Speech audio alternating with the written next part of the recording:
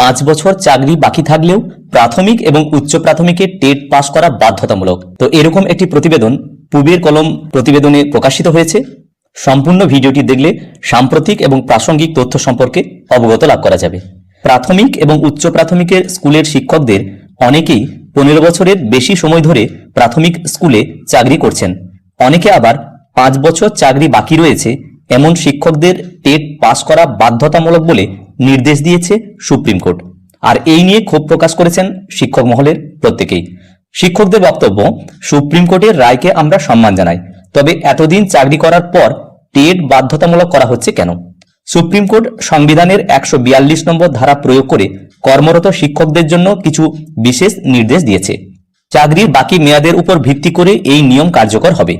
Supreme কোর্টের নির্দেশ অনুসারে যাদের চাকরির মেয়াদ 5 বছরের বেশি বাকি রয়েছে তাদের জন্য টেট পাস করা বাধ্যতামূলক।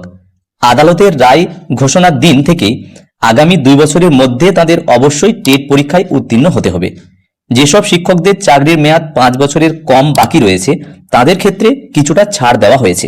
এই শিক্ষকেরা টেট পাস না করলেও অবসরের বয়স পর্যন্ত চাকরিতে বহাল থাকতে পারবেন।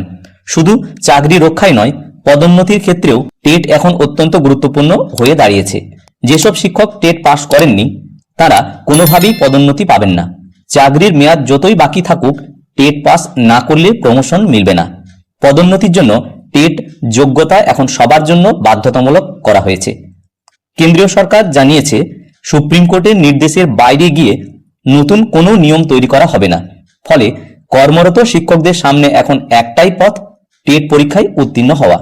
পুরনো শিক্ষকদের মধ্যে দীর্ঘদিন ধরেই একটা বড় প্রশ্ন ঘুরছিল, নতুন করে কি সবাইকে টেট পাস করতে হবে? বিশেষ করে 2011 সালের আগে যারা শিক্ষকতার চাকরিতে যোগ দিয়েছিলেন তাদের মধ্যে এই নিয়ে উদ্বেগ ছিল সবচেয়ে বেশি। এবার সেই ধোঁয়াশা পরিষ্কার করল কেন্দ্রীয় সরকার এবং সুপ্রিম কোর্ট। লোকসভায় দেওয়া কেন্দ্রের জবাব এবং শীর্ষ আদালতের নির্দেশ অনুযায়ী স্পষ্ট জানিয়ে দেওয়া হয়েছে যে শিক্ষকতার চাকরি ধরে রাখতে টেট পাস করা এখন আবশ্যিক যোগ্যতা।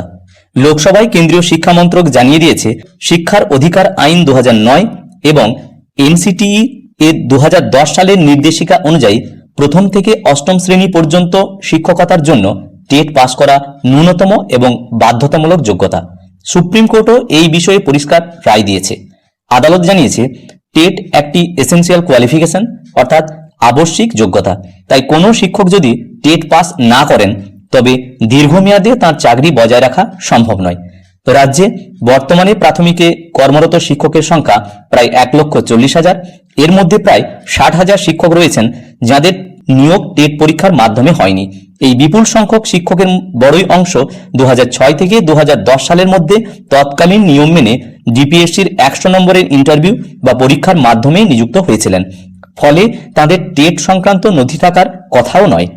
অন্য রাজ্যেও বহু টেট পাসহীন শিক্ষক চাকরিতে নিয়োগ রয়েছেন। বঙ্গীয় শিক্ষক এবং শিক্ষাকর্মীর সমিতির সাধারণ সম্পাদক মাননীয় স্বপন মণ্ডল মহাশয় বলেন, শিক্ষকরা এতদিন ধরে চাকরি করছেন, টেটহীন শিক্ষকের অনেকেই চাকরি এখন শেষের দিকে।